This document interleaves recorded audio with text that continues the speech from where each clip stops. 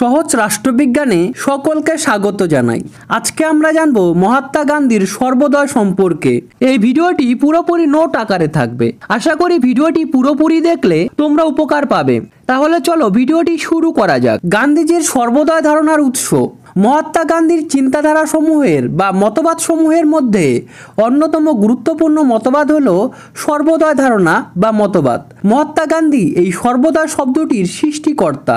তিনি সর্বপ্রথম এই শব্দটি ব্যবহার করেছিলেন। 1904 সালে জোহানেসবার্গ থেকে ডারবান যাওয়ার পথে গান্ধীজি জন রাস্কিনের লেখা আনটু দিস লাস্ট গ্রন্থটি অধ্যয়ন করেছিলেন। পরে তিনি এই গ্রন্থটি গুজরাটি ভাষায় অনুবাদ করে এর নাম দিয়েছিলেন সর্বোদয়।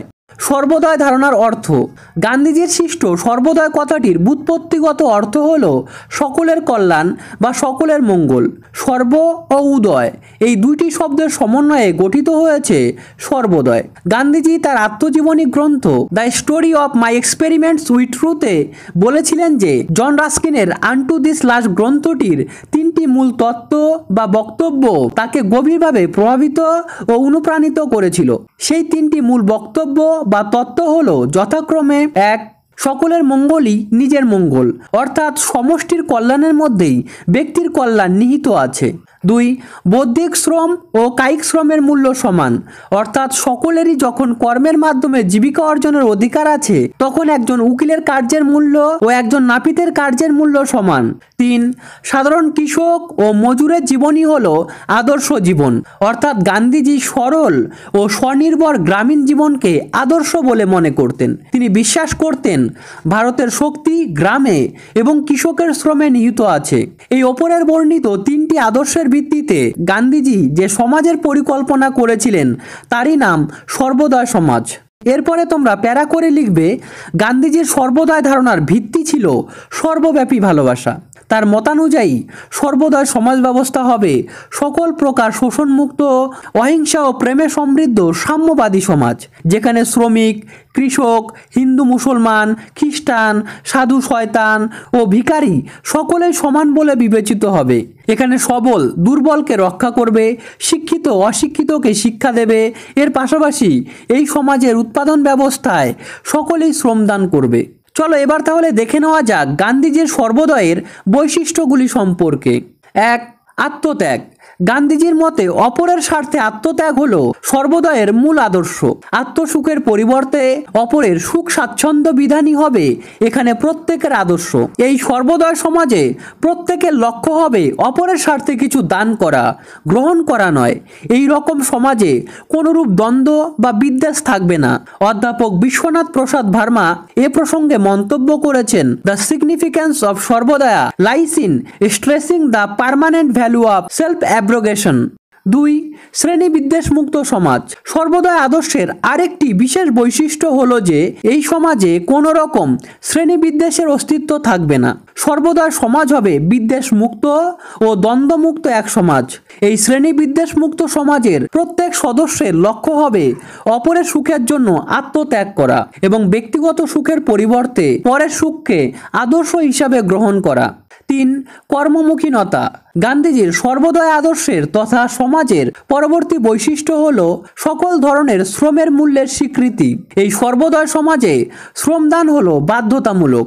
এখানে কোনো ব্যক্তি শ্রমদান থেকে মুক্ত নয়। এক কথায় এখানে পরিশ্রম করে সকলকে বেঁচে থাকতে হবে এবং খেতে হবে, কেননা শ্রমের মাধ্যমে ব্যক্তির আধ্যাত্মিক জীবন ও বস্তুগত জীবনের মধ্যে ঐক্য গড়ে ওঠে এবং ব্যক্তির উৎকর্ষ সাধিত হয়। 4. সত্য ও অহিংসা। সর্বোদয় দর্শনের বা ধারণার পরবর্তী বৈশিষ্ট্য হল সত্য ও অহিংসা। তিনি সত্য ও অহিংসার ভিত্তিতে এমন ধরনের সমাজ ব্যবস্থা প্রতিষ্ঠিত করতে চেয়েছিলেন যেখানে প্রতিটি মানুষ তার আধ্যাত্মিক ও নৈতিক উন্নতির সমান সুযোগ পাবে। 5. দল ব্যবস্থার বিরোধিতা। গান্ধীজির পরিকল্পিত সর্বোদয় সমাজের আরেকটি লক্ষণীয় বৈশিষ্ট্য হল রাজনৈতিক দলের অস্তিত্ব না থাকা। দলহীন গণতন্ত্র প্রতিষ্ঠিত হলে শাসন ব্যবস্থায় সমাজের সকল ব্যক্তি অংশগ্রহণ করতে পারবে। ফলশ্রুতিতে সর্বোদয় সমাজে সার্বিক উন্নতি ত্বরান্বিত হবে। গান্ধীজির পরামর্শ অনুযায়ী দলহীন গণতান্ত্রিক সর্বোদয় সমাজ পরিচালিত হবে ধর্মনিরপেক্ষতার নীতির ভিত্তিতে। 6. গ্রামীণ সমাজ জীবনের প্রাধান্য। গান্ধীজির সর্বদয় আদর্শের একটি গুরুত্বপূর্ণ বৈশিষ্ট্য হল গ্রামীণ সমাজ জীবনের ওপর গুরুত্ব আরোপ। গান্ধীজির মতে ভারতীয় গ্রামীণ সমাজ জীবনই মানুষকে আধ্যাত্মিক ও বৈষয়িক মুক্তির পথ দেখাতে পারে। যন্ত্রযুগের দুঃস্বপ্নের হাত থেকে মুক্ত এমন সমাজ হবে সর্বদয়ের আদর্শ, যেখানে মানুষের স্বভাবজাত মূল্যবোধ প্রাধান্য পাবে এবং সবাই প্রেম ও ভালোবাসার বন্ধনে আবদ্ধ হবে। গান্ধীজির এই সর্বদয় আদর্শ আধুনিক ইউরোপীয় সভ্যতার বিরোধী ছিল আধুনিক শিল্প সভ্যতার। কারণ এই আধুনিক যন্ত্রচালিত সভ্যতা ও শিল্পনীতি ব্যক্তিসত্তা ও সুকুমার বৃত্তিসমূহকে ধ্বংস করে থাকে। 7. সকলের স্বার্থে ভূদান ও সম্পত্তি প্রদান। গান্ধীজির সর্বদয় নীতির উল্লেখযোগ্য দিক হল শাসন ক্ষমতা প্রয়োগকারী কর্তৃপক্ষ ও জনগণের মধ্যে দুর্নীতির অবসান ও ভূদানের নীতি। এই নীতি অনুযায়ী ভূসম্পত্তির ব্যক্তিগত মালিকানা বিসর্জন দিয়ে ব্যক্তি সচেতনভাবে সাধারণের স্বার্থে তার জমি ও অন্যান্য সম্পত্তি দান করবে।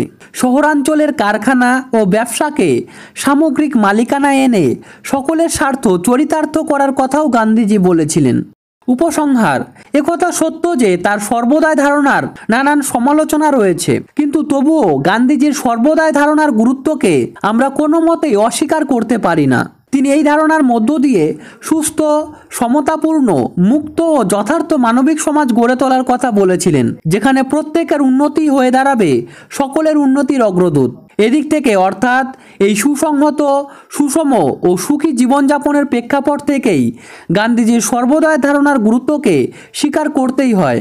আশা করি ভিডিওটি তোমাদের ভালো লেগেছে। গান্ধীজির সর্বদয় আদর্শের বিভিন্ন সমালোচনাও রয়েছে, সেগুলি আমি দিচ্ছি না, কারণ তাহলে ভিডিওটি অনেক বড় হয়ে যাবে।